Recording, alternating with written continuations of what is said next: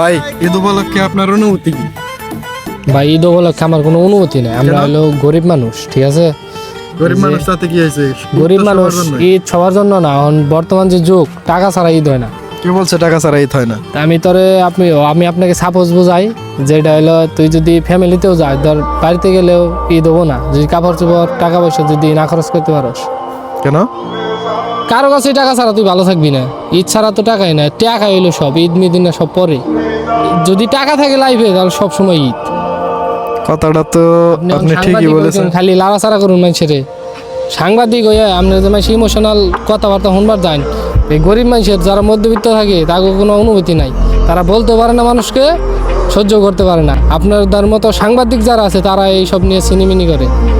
আপনারা যাবেন ঢাকা শহরে, যাই বড় লোকের যে কোটিপতি মেয়েগুলো আছে তা গজি গাবেন 10 লাখ টাকা বাজেট ঈদের, বা যা খুশি তাই করে। আচ্ছা, আপনার এবার ঈদের বাজেট কত? আমার ঈদের কোনো বাজেট নাই। 200-300 টাকা তিন দিলে মার্কেট করবো, না দিলে নাই। এইটুকু আমার বাজেট। আপনি কি এবার ঈদে মার্কেট করেন নাই? না, ঈদে মার্কেট করিনি, টেহাই নাই, মার্কেট করবো কোন দিনে।